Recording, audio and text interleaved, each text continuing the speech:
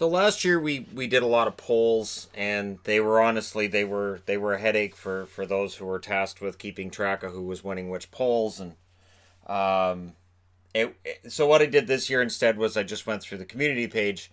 I just kept posting stuff like, "What do you guys think? What do you guys think?" And so I've built up a bunch of stuff, and here's kind of an awards thing. And on top of the awards part is a predictions part as well. So awards and predictions from you guys. So I had no say in this, other than I will admit that I sort of gave you guys an idea on this. So voting for the Toby Reader Award for Underachievement.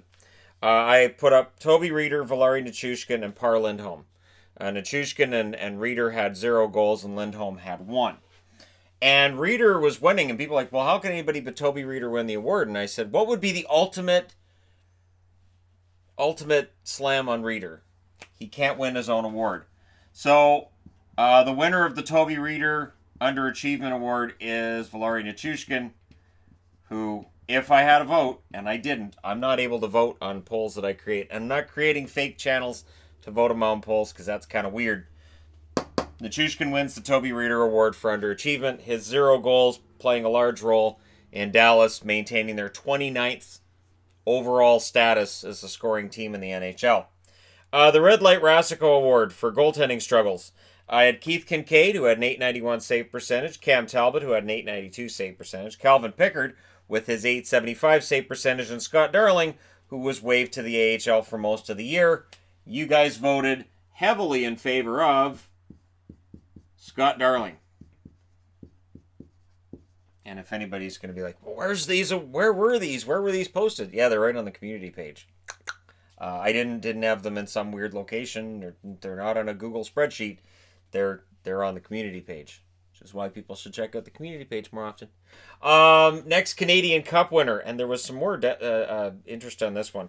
So you can only put 5 teams up. So I put up Calgary, Edmonton, Toronto, Winnipeg, and Montreal, because I consider Vancouver and Ottawa to be the least likely teams out of Canada to win a Stanley Cup next. It was close. It was close between Winnipeg and Toronto, but ultimately the next team winning the Stanley Cup, according to the channel, Toronto Maple Leafs. Which, of course, you can speculate all you want that, well, it's because there's more Maple Leaf fans than there are others, and there's some truth to that, I guess. But I'm perfectly fine with Toronto being seen as the next one potentially. Yeah, so that's fine. Toronto. I think Winnipeg probably would have won it last year, but this year it's Toronto. Brett Connolly Award, more ice time needed. So Brett Connolly scores some goals this year, and it's like, hey, Shannon, he scores well for every 60 minutes he plays on the ice, so all he needed was ice time. So I nominated Ivan Barbashev, who had a 23.3% shooting percentage. Kevin Labanc, who had 2.92 points per 60 minutes played. And Teddy Bluger, who had no power play time and an 18.2% shooting percentage. So, yeah, I went deep on that one. And the win overwhelmingly goes to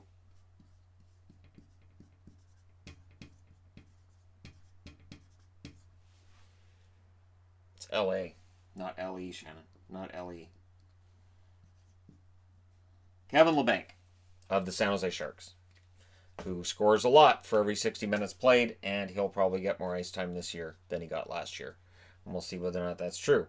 Now, next up, I'm going to browse through. Most improved team in, and I gave you guys all 4 divisions, and I had to limit it to 5 teams, so I went with 4 teams in some divisions. In some divisions, I went with 3, and then I had other as an option as well.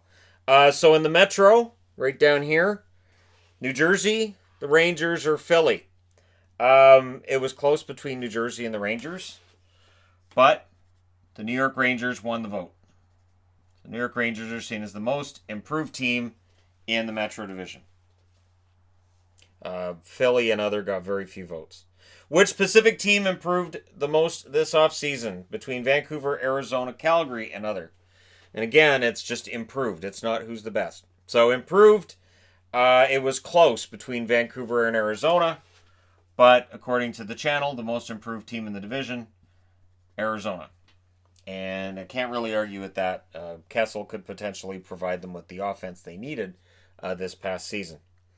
Which Central Division team improved the most? And I had Dallas, Chicago, Colorado, Dallas, Colorado, Chicago, Nashville, and other.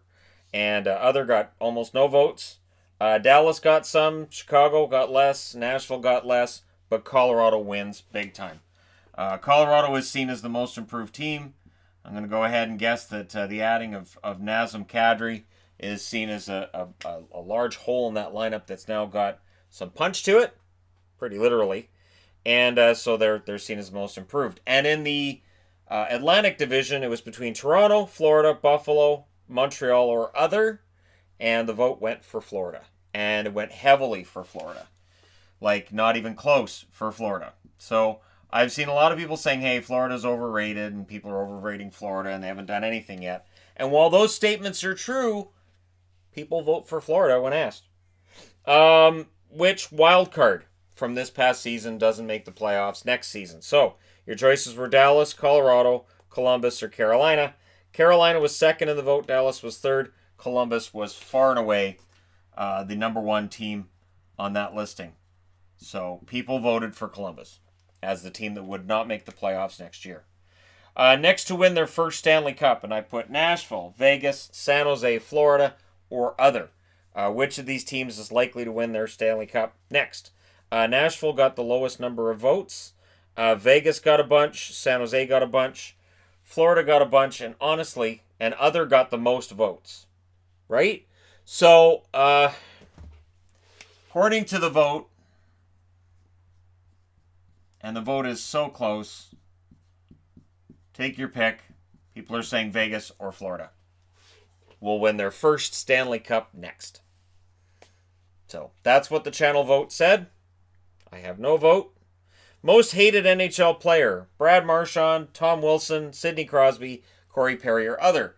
And here's the thing. There were a couple of Penguins fans that got upset with that question. Like, well, what hockey players don't like Sidney Crosby? No, this was a question of what player is hated. As in, fans can't stand him. And I've heard plenty of complaining about Sidney Crosby over the years. Now, Corey Perry finished lowest. Crosby didn't get very many votes either. And your winner is, surprise, surprise, the only guy who can score 100 points, and people will still say, yeah, he sucks. He just sucks. Marchand could score 8 goals in a game, and people would complain that he still sucks, and 3 of those goals shouldn't have counted because he sucks. The next question up: what needs to go away in 2019-2020? So I had some fun with this because there's some topics of conversation. People like, I don't want to hear about this in the video. Stop talking about that. That's just, stop it. So, Hall & Oates goal song in Toronto. You guys know the one, You Make My Dreams Come True, which, looking back at them being out in the first round, maybe go with something tougher next time. Something more intimidating than You Make My Dreams Come True. The Storm Surge. So Carolina's Storm Surge I had in there. The CBA/lockout talk that's going to be heard more and more as the weeks and months go along. The Bruins. I had the Bruins as an option. It's just they need to go away. Or Play Gloria, which of course is a reference to the St. Louis Blues fans and their Play Gloria. Now, Storm Surge and the Hall & Oates goal song in Toronto didn't get very many votes. Boston did. The Bruins did. The Bruins got a lot of votes. The Bruins are almost as, we don't want to hear about them, as CBA lockout talk. So people don't want to hear about a lockout. We don't want to hear about it. Stop it. Just stop. And I'm going to apologize in advance because next month the out arrives, where either the Players Association or the NHL can say, so we're going to step out of this agreement. We're going to negotiate a new one early. And I'm sorry, but it's probably going to happen. And it's too bad because honestly, it's a good agreement for both sides. Both sides should be happy with it, but of course, there's issues that players aren't happy with that they want to get fixed. So odds are this will be a topic of conversation this coming year. And the last question that I asked on the community page of the channel, and I'm not saying I won't ask more questions as we get closer to the season, and that this won't become a regular thing because it could. Which division winner doesn't win the division next year? I probably could have phrased that better. But anyways, you guys understood what I meant. Calgary, Nashville, Washington, Tampa, or all of the above. Where it's could all 4 divisions change. Now, Tampa got the least number of votes, so they're the team that you think is most likely to win the division next year. All of the above was second. Washington third. And Nashville gets the second spot, so which division winner fails to repeat? The winner in that vote was the Calgary Flames. So, Flames fans, I know they're not going to be happy with that result. You can probably look at the channel's demographic and say, well, Shannon, you have a lot of subscribers in Vegas, so they're going to vote for Calgary. And there may be some truth to that. Personally, if I had a vote in it, I probably would have said Nashville just because the Central's such a blender. But Calgary gets the win. So there you go. Just a few awards sprinkled in here and some predictions and just kind of a fun look at what you guys think is going to happen next year and which players had rough seasons and which guy deserves a bit more of a chance next season. And which Canadian city may very well have a parade to plan the soonest. Toronto's been planning that parade since 1968, so it's going to be miraculous and glorious. So let me know what you guys think in the comment section below. As always, don't forget to hit like and subscribe if you're browsing right through. You just happened upon this video. And hey, thank you guys so much for watching. I will talk to you again soon.